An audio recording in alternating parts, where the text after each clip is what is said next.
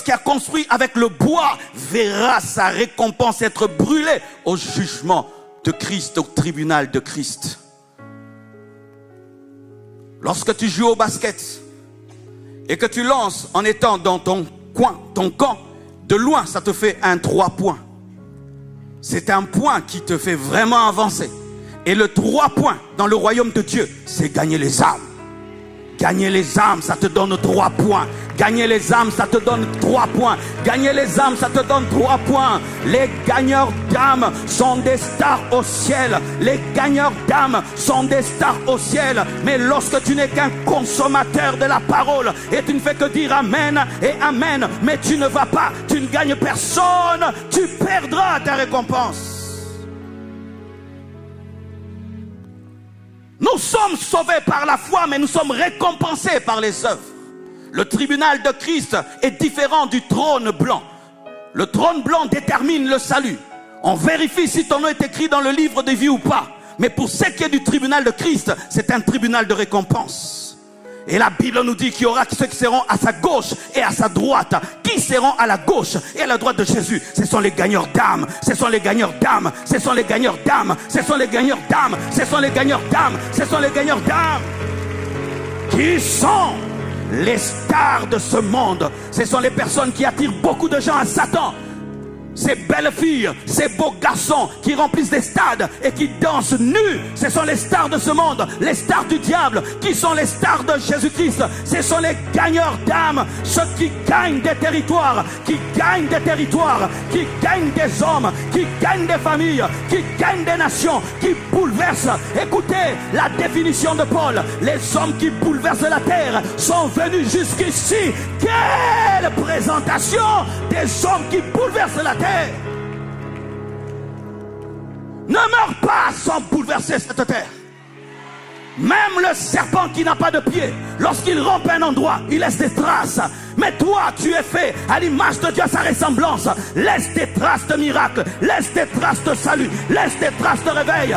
Aujourd'hui, on parle de Wesley, il a laissé des traces. William Booth a laissé des traces. Hudson Taylor a laissé des traces. Carey a laissé des traces. Aïtina Pal a laissé des traces. Ida Ossa a laissé des traces. Je laisserai des traces. Je laisserai des traces. Je laisserai des traces. Je laisserai des traces.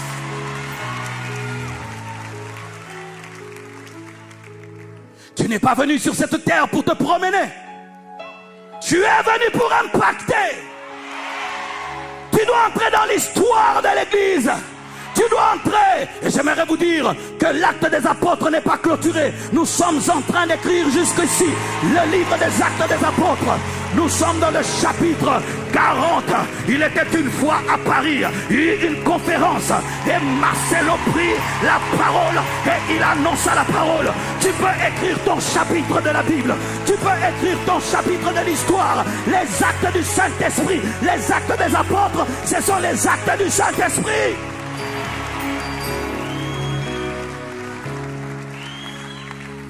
Ce n'est pas de l'orgueil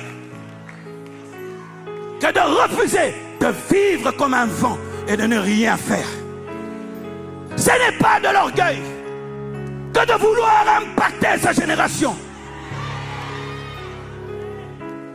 Tu n'es pas né pour accompagner les autres.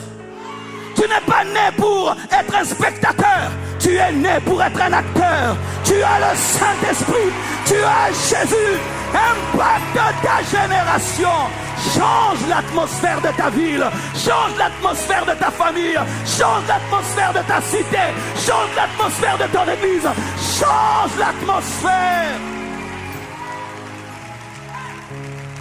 Aya Chenele. Je veux toute ma récompense. Je la veux. Je veux toute ma récompense. Tu as donné ta vie à Jésus depuis l'âge de 15 ans. Et puis tu meurs. Tu entres seulement au ciel. Zéro récompense. C'est bien, mais si tu pouvais voir derrière cette prostituée ta récompense. Si tu peux voir derrière ce junkie ta récompense. Si tu peux voir derrière ce sorcier ta récompense. J'ai donné ma vie à Jésus-Christ à l'âge de 15 ans. J'ai prié pendant 10 ans pour ma famille. Je jeûnais chaque vendredi pour leur conversion. Aujourd'hui, mon petit frère est pasteur. Ma petite sœur est pasteur. Une autre de mes sœurs vient de me dire dernièrement qu'elle arrête de travailler dans une banque pour servir Dieu. Ma mère enseigne la parole. Alléluia, nous sommes devenus la famille des pasteurs. Quand on dit Tunasi à Kinshasa, c'est pasteur. Mais j'ai payé le prix dans le jeûne. J'ai payé le prix dans le jeûne. J'ai payé le prix dans le jeûne. J'avais maigri, j'avais 45 kilos. 45 kilos. Ne suivez pas ce ventre. C'est le ventre de l'exaucement. 45 kilos. Paye le prix dans la prière, dans la prédication, jusqu'à ce que tu verras ta famille venir à Jésus-Christ et tu les présenteras comme un bouquet de fleurs. Donne-moi un amen. Donne-moi un amen. Il est temps que tu te lèves. Il est temps que tu te lèves. Tes frères vont mourir bientôt. Ton père va mourir bientôt. Ta mère va mourir bientôt.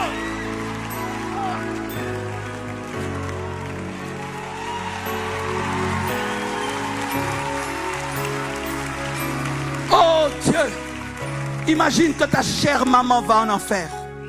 Ta chère maman, éternellement perdue. Vous savez comment est l'enfer?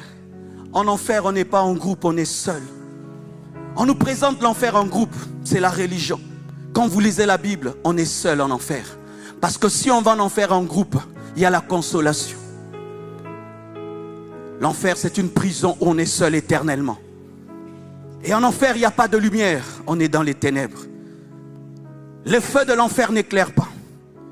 En enfer, on a soif éternellement. En enfer, il y a des vers éternels qui rongent l'homme. En enfer, on désire une goutte d'eau comme un bidon de 5 litres. En enfer, la souffrance est éternelle. La perdition est éternelle. Ton enfant risque d'aller en enfer. Ta famille risque d'aller en enfer. Ton cher papa que tu dis papa, éternellement perdu alors que toi, tu avais sa solution. Tu es un meurtrier, tu es un assassin, tu es un sorcier. Quand mes livres préférés, en dehors des livres sur la théologie, c'est l'histoire des revivalistes, des hommes comme Wesley, des hommes comme Finney. Quand je lis leurs livres, je les dépose, je me dis, est-ce que moi je suis né de nouveau? On raconte l'histoire d'un gars, Brenner je crois. Il est allé prêcher au Pont-Rouge. On lui a dit, ils vont te tuer. Il a dit, ils me tueront mais je le sauverai d'abord. Et il est allé prêcher les Pont-Rouge. Et il est mort là-bas. Heureux d'être mort pour eux. Comment ils avaient ce cœur? C'est parce qu'ils entendaient de tels messages. Je ne suis pas contre les messages sur le mariage. Je ne suis pas contre les messages sur la bénédiction. Mais ce sont les choses secondaires. Le mandat suprême, c'est l'évangélisation. Nous ne présenterons pas à Dieu nos voitures au dernier jour. Nous ne présenterons pas à Dieu nos maisons au dernier jour. Nous présenterons les âmes. Nous présenterons les âmes. Paul appelle ses disciples sa couronne. Les âmes sont la couronne. Ta couronne a combien d'étoiles?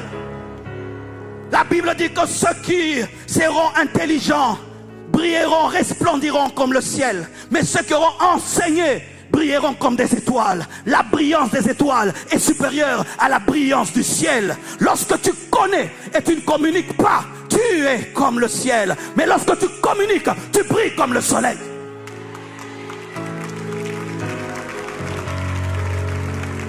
Il y a des niveaux dans la vie chrétienne où tu bénis Dieu de craindre Dieu. Mais après, ça ne te sert plus à rien. Si tu crains Dieu, mais ta crainte de Dieu ne sauve personne. Nous sommes sauvés pour sauver, libérés pour libérer. Nous sommes sortis des ténèbres pour amener les autres à la lumière. Nous avons été transformés pour transformer les autres. Sinon ça ne sert à rien. Pourquoi nous n'avons pas été enlevés le jour de notre conversion? Pourquoi Dieu ne t'a pas tué le jour de ta conversion? Parce qu'il a encore besoin de toi sur la terre. Il a besoin de tes pieds, il a besoin de ta bouche, il a besoin de tes mains. Sinon, tu serais déjà enlevé. Nous sommes distraits. Et il faut qu'on vienne nous parler de l'évangélisation pour que pendant un mois, on y pense. Et puis on oublie. Et puis on oublie. Les sorciers n'oublient pas. Les magiciens n'oublient pas. Le sorcier n'oublie jamais qu'il doit bouffer toute sa famille. Mais les chrétiens oublient qu'ils doivent sauver toute leur famille.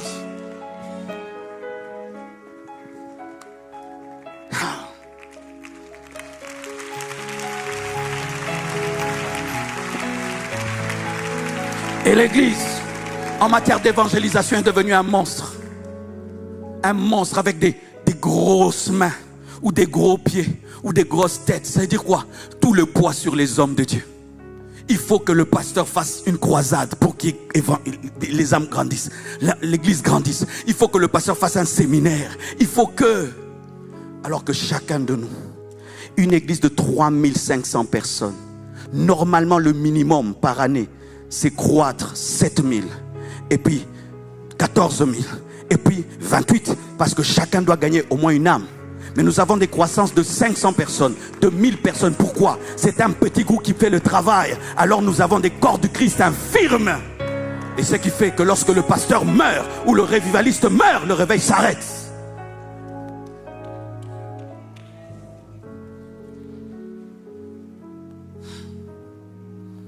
Qu'est-ce qui arrive? Lorsqu'on refuse d'aller conquérir, on tombe dans le péché. La Bible dit au temps où les rois vont en campagne, David a décidé de rester à la maison. C'est quand il a vu Bathsheba. Bathsheba n'a pas été créé lorsqu'il est resté à la maison. Bathsheba était toujours, mais il ne pouvait pas la voir parce qu'il était concentré sur les campagnes et les croisades et les guerres de l'Éternel. Mais lorsqu'il a refusé de faire les guerres de l'Éternel, c'est alors qu'il a vu Bathsheba. Il y a Bathsheba qui te poursuit, mais comme tu cours, tu ne peux pas la voir parce qu'elle ne peut pas t'attraper, parce que ta vitesse est supérieure à la sienne. Mais lorsque tu t'arrêtes, elle va te rattraper. Je peux dire la vérité. Il est vrai que je me sanctifie parce que j'aime Dieu. Mais servir Dieu me sanctifie aussi. Ah oui, hein? Ça me sanctifie. Je dois prêcher 7 fois dans une semaine. Comment je peux me livrer au péché? Parce que ça va se voir sur la chair que j'ai péché. Il ne sera pas avec moi. Ainsi, ma sanctification vient de l'amour pour Dieu. Mais ça vient aussi de la concentration provoquée par le travail. Regardez Maradona. Lorsqu'il était en train de jouer au football, tu vois comment il était musclé. Lorsqu'il a arrêté, eh ben, il a changé. Pourquoi? Parce que tu n'as plus envie de faire le sport, parce qu'il n'y a plus de terrain et il n'y a plus de match. Mes frères, servez Dieu et vous vaincrez le péché. Servez Dieu et vous n'aurez pas le temps pour des bêtises. La Bible nous dit que les femmes oisives tombent dans le péché. L'oisiveté cause le péché. Lorsque les fils de Dieu viennent dans la présence de Dieu, Satan vient aussi avec eux. Et puis Dieu lui pose la question, d'où viens-tu Satan? Il dit quoi? Je viens de me promener. Vous voyez, Satan, il fait des promenades. Et toi aussi tu es en promenade comme ton père. Tu sors sans programme, tu vas où? Je sors. Non, un chrétien ne fait jamais ça. Si je n'ai pas de programme pour sortir, donc le programme c'est rester à la maison. S'il n'y a rien à faire, je dors. Frère, tu n'as rien à faire, dors. Vaut mieux dormir que sortir sans programme. Tu vas rencontrer Bathsheba. Les autres sont en train de faire la guerre. Toi, tu es devant la télévision. Tu vas regarder des bêtises. Les autres sont en train d'évangéliser. Toi, tu es en train de t'amuser. Tu vas rencontrer Bathsheba et tu vas commettre un meurtre parce que tu vas tuer Uri. Le grand David a... Où étaient passés les cantiques? Frère, même si tu chantes, tu peux tomber. Même si tu prêches, tu peux tomber. Même si tu vibres, sous côte. Personne n'est vacciné. La Bible dit fuyez l'impudicité. Fuyez l'impudicité. Et l'une des choses pour fuir l'impudicité, tu dois être dans l'œuvre de Dieu. Servez Dieu, vous grandirez. Comment j'ai grandi dans la parole de Dieu? J'ai gagné un ami à moi. Il avait presque mon âge, mais il était tellement curieux, tellement intelligent. Chaque fois que je lui prêchais, il avait des questions. Et des fois, il me posait des questions sur la Bible, des choses que je ne connaissais pas. Et donc, j'étais obligé de lire la Bible pour répondre à ces questions. De deux, il me donnait tout le temps des témoignages de sa croissance. Oh frère Marcelo, j'ai fait 2 jours à sec. Moi-même, j'ai même pas encore fait. Mais mon fils fait. Moi aussi, j'ai fait 3 jours, même si je vais mourir. Ah! Donne-moi la main, je vais t'expliquer une chose. Qui change une fille en mère? Qui change un garçon en père? L'enfant te change en père. Lorsque tu enfanteras, tu grandiras. Lorsque tu enfanteras, tu grandiras. Lorsque tu enfanteras, tu grandiras.